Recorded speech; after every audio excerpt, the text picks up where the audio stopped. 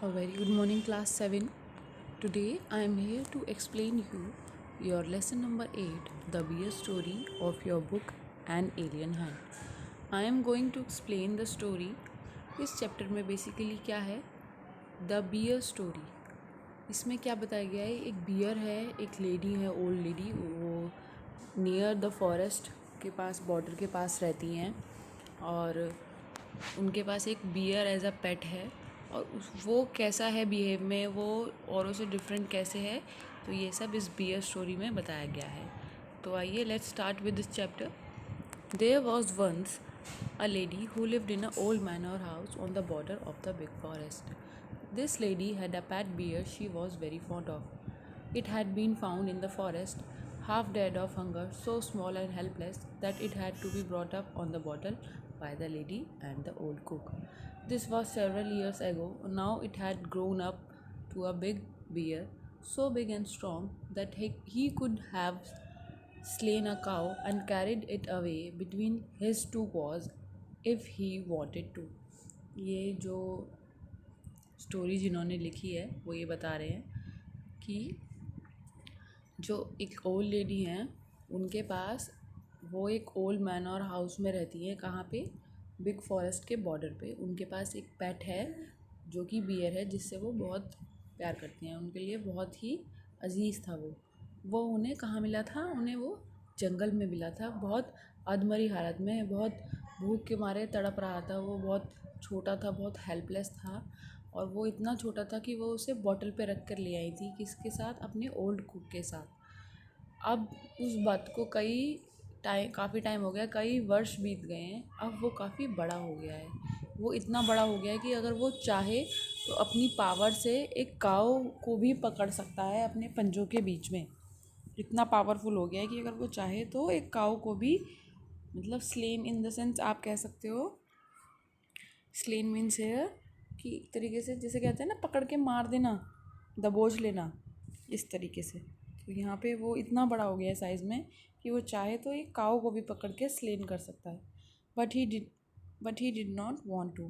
He is a most amiable bear who did not dream of harming anybody, man or beast. He used to sit outside his kennel and look with his small intelligent eye most amicably at the cattle grazing in the field nearby.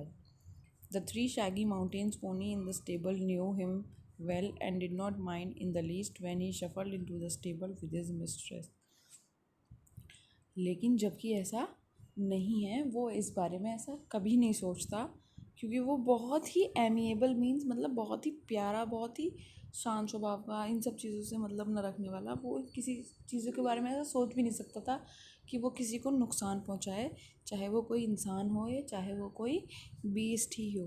वो ज़्यादातर क्या करता था, वो अपने canal के बाहर बैठता था और अपनी छोटी छोटी इंटेलिजेंट आँखों से जो कैटल्स थी ग्रेज कर रही होती थी, यानी कि चारा खा रही होती थी फील्ड में, उनको बड़े ध्यान से देखता रहता था. और जो माउंटेन्स थे उसके घर के पास, वो भी उसको बहुत अच्छी तरीके से पहचान गए थे. और जो बच्चे थे, the children use to ride on his back and had more than once been found asleep in his kennel between his two paws. The three dogs loved to play all sorts of game with him, pull his ear and stump of a tail. देखिए आपने इस image में भी दिखा रखा है कि जो पपीज़ थे और डॉग्स थे वो भी उसके संग खेलते थे. उसकी कोई कान खींच रहा है, कोई टेल खींच रहा है, and tease him in every way, but he did not mind in it the least. इसमें क्या बता रहे हैं कि जो बच्चे हैं वो भी उसकी बैक पे राइड करते थे और कभी कभी उसके साथ उसकी कैनल में ही सो जाते थे. जो थ्री डॉग्स थे वो भी उसके साथ गेम खेलना पसंद करते थे. कभी उसका कोई कान खींच रहा है, कभी कोई उसकी पूँछ को खींच रहा है, कोई उसका छोटा सा पपी उसकी गोद में है. इस तरीके से खेलते थे ये लोग. He never tasted meat but he ate the same food as the dog and often out of the same plate. Bread, porridge, potato, cabbage, turnip. He had a fine appetite, and as his friend the cook saw to it that he got his fill. उसने कभी meet test नहीं किया होता है, और वही same food वो खाना पसंद करता था, या वो उसको वही खाना मिलता था जैसे एक डॉग को मिलता था सेम प्लेट में।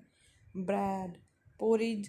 पोरिज होता है एक तरीके से आप दलिए को कह सकते हो, जिसमें ग्रेन्स का मिल के बना हुआ होता है ना, एक खिचड़ी टाइप में जिसमें काफ़ी टाइप्स के ग्रेन्स मिक्स होते हैं, वो पोरिज होता है। पोटैटो, कैबेज यानी कि आप जानते हो पत्ता गोभी, टर्निप, शलजम, ये सब टाइप की चीज़ें उसे खाना पसंद था। उसकी काफ़ी अच्छी खासी खुराक थी, अच्छी खासी भूख थी उसकी। और उसका जो था, उसका फ्रेंड भी था वो हमेशा इस बात का ध्यान रखता था कि उसे भरपेट खाना मिले। गॉट हिज फिल मतलब भरपेट खाना मिले बियर को। Bears are vegetarians if they have a chance, and fruit is what they like best. जो बियर्स होते हैं वो कभी कभी वेजिटेरियंस भी होते हैं, और वो फ्रूट्स खाना भी पसंद करते हैं। In the autumn he use to sit and cook with wistful eyes at the ripening apples in the orchard, and in his young days he had been sometimes unable to resist the temptation to climb the tree and help himself to a handful of them। जो इसमें बता रहे हैं हम, autumn season में वो apples की तरफ इस तरीके से देखता था कि मतलब उसकी जो इच्छा होती थी एप्पल को खाने की, और वो बहुत ज़्यादा पसंद करता था, उसे बहुत अच्छा लगता था एप्पल खाना, और वो अपने आप को रोक ही नहीं पाता था उनको खाने खाने की वजह, और वो कभी कभी पेड़ पे चढ़ जाता था। Bear looks clumsy and slow in their movements, but a try bear with an apple tree and you will soon find out that he can easily beat any school boy at that game। ऐसा कहा जाता है कि जो bears होते हैं वो basically कमज़ोर, सॉरी कमज़ोर कह रही हूँ, बहुत ही आलसी और ऑकवर्ड वे में माने जाते हैं अपने काम को लेके। मतलब बहुत आलस भरा होता है उनमें, उनकी चाल भी ढीली ढाली सी होती है। लेकिन एप्पल ट्री के पास अगर उसको, जो इस बियर में, इस चैप्टर में जिस बियर की बात हो रही है, अगर आप उसे एप्पल ट्री के पास ले जाओ, उसे कोई एप्पल दिखा दो, तो वो भी बिल्कुल ऐसे एकदम शार्प और एक्टिव हो जाता था, जैसे कोई स्कूल का बच्चा होता है ना, गेम खेलता है, उसी तरीके से वो भी इतना एक्टिव हो जाता था। Now he had learn that it was against the law, but he kept his small eye wide open for an apple that fell to the ground. उसको मालूम हो गया था कि ये चीज़ें करना, पेड़ पे चढ़ के एप्पल्स वगैरह तोड़ के खाना, ये सब लॉ के अगेंस्ट है, इसलिए वो ये सब नहीं करता था और इंतज़ार करता रहता था कि अगर कोई एप्पल गिरे तो मैं उसे उठा के खा लूँ। There had also been some difficulties about the behave. He had been punished for this by being put on a chair for 2 days with a bleeding nose, and he had never done it again। उसको इन सब चीज़ों से problem हुई थी, difficulties भी होती थी कभी कभार, और इसकी वजह से उसको पनिश भी किया जाता था। उसको 2 डेज़ के लिए ब्लीडिंग नोज़ के साथ, जैसे उसकी चोट लग जाती थी, जब उसको ब्लीडिंग हो रही है नोज़ के साथ, फिर भी उसको 2 दिन तक चेन में बांध दिया जाता था। इस वजह से वो आगे कभी नहीं करता था। Otherwise he was never put on the chain except for a night, and quite rightly so, for a bear like a dog is apt to get somewhat ill-tempered if kept on the chain, and no wonder। इसमें ये कह रहे हैं कि जो beer है, बहुत कम ऐसा देखा जाता है कि बियर्स को चेन में बांधा जाए, लेकिन यहाँ पे ऐसा था, और वो बहुत ही शांतली चुपचाप सिर्फ रात को उसको बांध दिया जाता था, और वो एज अ डॉग ही बिहेव करता था। The lady visited her sister every Sunday, leaving the bear on the chain the whole afternoon. One Sunday, while walking through the dense forest, she found him following her. She was so angry with the disobedient bear that she hit him on the nose with the umbrella, but the bear was really friendly। इसमें ये बता रहे हैं कि जो lady है यहाँ पे, वो एवरी संडे अपने सिस्टर के पास जाती थी बियर को चेन में बांध कर। और जब वो घने जंगल को क्रॉस करके उसकी तरफ जाती थी अपनी सिस्टर के पास, तो उन्होंने देखा कि उनको कोई फॉलो कर रहा है। जब उन्होंने देखा कि उनको कोई फॉलो कर रहा है, तो वो उस बात से बहुत ज़्यादा गुस्सा हो जाती हैं उस डिसओबीडियंट बियर की को देख के, और उनको वो इतनी तेज़ हिट करती हैं। लेकिन बियर जो था वो बहुत फ्रेंडली था। तो अब इसको पूरा पढ़ते हैं, आगे क्या लिखा है इसमें पूरा डिटेल में। He was also put on a chain on Sunday when his mistress went to spend the afternoon with her married sister who lived in a solitary house on the other side of the mountain lake a good hour's walk through the dense forest। इसमें ये बता रहे हैं कि जो mistress है, उसकी जो लेडी है, वो हर संडे को अपनी सिस्टर के पास जाती थी जो कि मैरिड है और एक सॉलिटरी हाउस में रहती थी अदर साइड पे माउंटेन लेक के। और वो उन्हें वहाँ जाने के लिए पूरा 1 घंटा लगता था, कई घंटे लग जाते थे उस जंगल को क्रॉस करके जाने के लिए। It was not suppose to be a good for him to wander about in the forest with all its temptation. तो इसीलिए वो सोचता था कि उनको ले जाना बेकार है। It was better to be on safe side. He was also a bad sailor and had once taken such a fright at a sudden gust of wind that he had upset the boat and he and his mistress had to swim to the shore. क्योंकि एक बार ऐसा क्या हुआ था, एक बार उनको जो उनकी मिस्ट्रेस है, उनकी जो लेडी है, वो एक बार उसको ले भी गई थी। तो जब वो बोट में थे दोनों, तो एकदम से हवा का झोंका इतनी तेज़ आया कि बैलेंस बिगड़ने की वजह से वो दोनों पानी में गिर गए और उन दोनों को फिर स्विम करके जाना पड़ा। ना ही knew quite well what is meant when his mistress put him on a chain on Sunday with a friendly tap on his hand and the promise of an apple on her return if he had been good during her absence। अब वो समझ गया था कि उसको हर Sunday chain में क्यों put किया जाता है, क्यों बांधा जाता है। और उसको एक फ्रेंडली टैप होता था उसकी, जो उसको सर पे हाथ रख के बोलती थी और उसको प्रॉमिस करती थी कि अगर तुम अच्छे बिहेव करोगे तो मैं तुम्हें एक एप्पल दूंगी। He was sorry but resigned like a good dog when his mistress tells him can not come with her for a walk. वो सॉरी फील करता था लेकिन वो उस चीज़ को मान लेता था और वो एक गुड डॉग की तरह वेट करता था और उनका कहना मान लेता था। One Sunday when the lady had change him up as usual and was about halfway through the forest, she suddenly thought she heard the cracking of a tree branch on a winding footpath behind her. She looked back and was horrified to see the bear coming along full speed. ऐसे ही एक Sunday को क्या होता है, जो lady है वो उसको चेन में बांध देती हैं पहले की तरह और जंगल से क्रॉस होकर अपनी सिस्टर के पास जा रही होती हैं। हाफ वे वो क्रॉस कर चुकी होती है। अचानक से वो देखती हैं कि एक ट्री ब्रांच की टूटने की आवाज़ आ रही है, एक तरीके से जैसे कोई झाड़ियों में से आवाज़ आती है ना, उस तरीके से आवाज़ आती है। और वो चलते हुए देखती हैं पीछे मुड़ के कि एक हॉरिफाइड, एकदम से वो घबरा जाती हैं कि एकदम से वो बियर उनके पीछे फुल स्पीड में कैसे आ रहा है।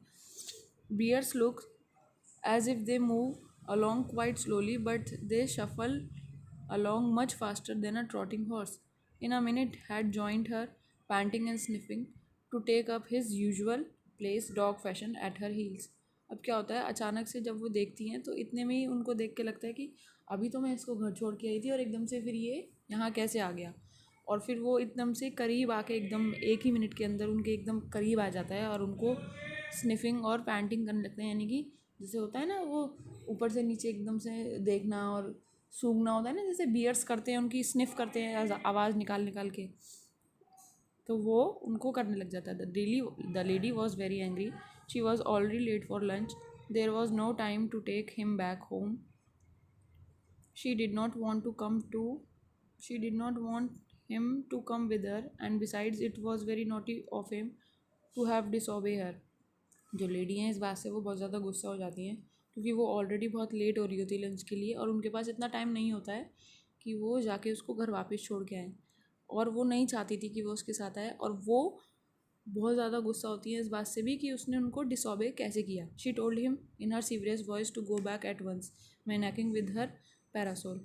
वो उनको बहुत एकदम से गुस्से से बोलती हैं कि जाओ, वापस जाओ, और उसको मारती हैं अपने पैरासोल से। पैरासोल मीन्स है कि जो एक अम्ब्रेला होता है जो धूप से बचाता है। He stop a moment and looked at her with his cunning eyes but did not want to go back and keep on sniffing at her.